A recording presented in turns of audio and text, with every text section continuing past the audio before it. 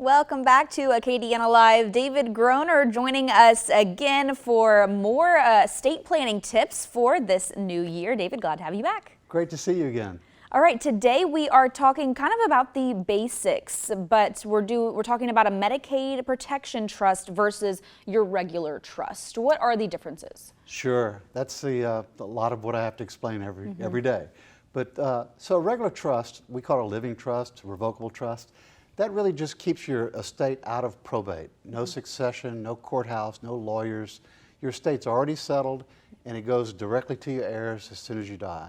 Great tool for estate planning. But as we get older, there's a real risk that one of us, a couple, could have to go into a nursing home. And if that happens, how do you pay for it?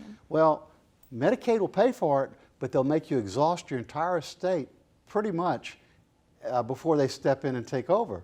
So if you do a Medicaid protection trust, after 5 years is a 5-year look-back period, but if you do it early and you do a trust, your estate is bulletproof. It'll go to your kids 100%. Medicaid will step in immediately upon you needing nursing care services and pay for everything. And you know, life is good.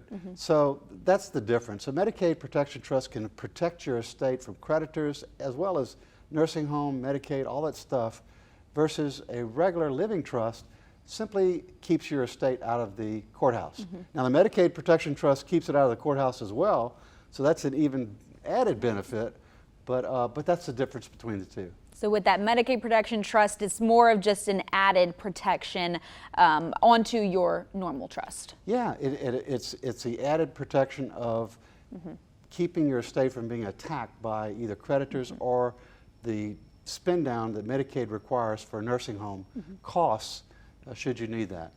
And who benefits from a trust? Wealthy people, middle class?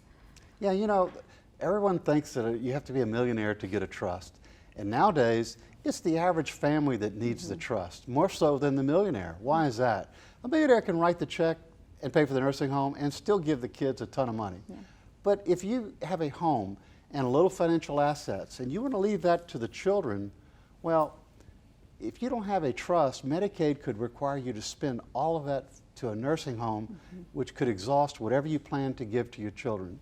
So really, a trust is truly in the best interest of middle-class America, people who just truly want to protect what they've earned and worked so hard for so that their children can have a legacy that they remember them by.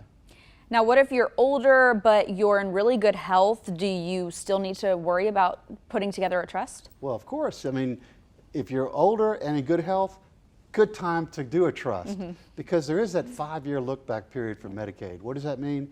Medicaid says if you've made any transfers in the last 5 years, they're going to penalize you for that before they'll step in and pay for your nursing care. So while you're healthy, while you have your wits about you, and this is the time that you ought to go ahead and prepare your estate by doing a trust. For more tips regarding estate planning, you can contact David to schedule a meeting with him at the phone number on your screen or visit their website to learn more. And you can also visit David's upcoming workshops throughout Acadiana. That schedule can be found at the Acadiana Elder Law Clinic's Facebook page. Thanks so much, David. Great.